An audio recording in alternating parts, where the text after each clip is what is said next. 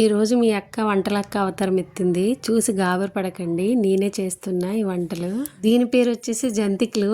ఏ జంతికి కూడా ఒక షేప్ కూడా లేదు, ఎందుకంటే వేసేది మా ఆయన, తీసేది నేను.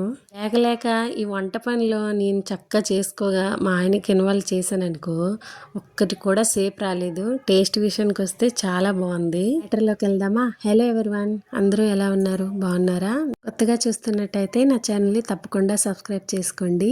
నేనైతే ఈరోజు జంతికలు చేస్తున్నా. ఎందుకంటే ఇక్కడ హోలీకి ప్రతి ఒక్కరు కూడా ఏదో ఒకటి ప్రిపేర్ చేస్తారు. పక్కగా అయితే గజ్జికాయలు చేస్తారు, అదే గుజియా అంటారు. కానీ నేనైతే అవి ఏం ప్రిపేర్ చేయలేదు. నేనైతే స్నాక్స్ కింద ఈ జంతికలు చేశాను.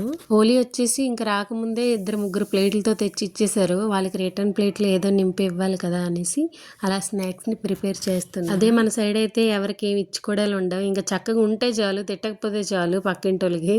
ఇంకా మన సైడ్ అలా ఉంటుంది, కానీ ఇక్కడ అలా కాదు. హిందీ వాళ్ళు ప్రతి ఒక్క ఫెస్టివల్కి ఏదో ఒకటి తెచ్చి ఇస్తూనే ఉంటారు. ఇలా మనం ఖాళీగా ఇవ్వలేం కదా అనేసి నేను చేశాను. చేయడం అయితే బాగా చేశాను, కానీ మా ఆయన వేసిన షేపులకి ఒక్కటి కూడా జంతికలా అనిపించట్లేదు. మధ్యలో అమ్మాయి వచ్చేసి నేనేస్తాను మమ్మీ అంటది, ఇంకా బాబు వచ్చేసి నేనేస్తాను మమ్మీ అంటాడు. ఇంకా ఒక్క షేప్ కూడా రాలేదు. చివరికి ఇసుకుపోయి వేసేర్లే అన్నట్టే నేను ఒప్పుకున్నాను. ఇంతకు ముందు ఒకసారి చేసేటప్పుడు ప్రాసెస్ మీకు చెప్పాను, కావాల్సి వస్తే ఇంకా నా వీడియోస్ చెక్ చేసి అందులో చూడొచ్చు మీరు.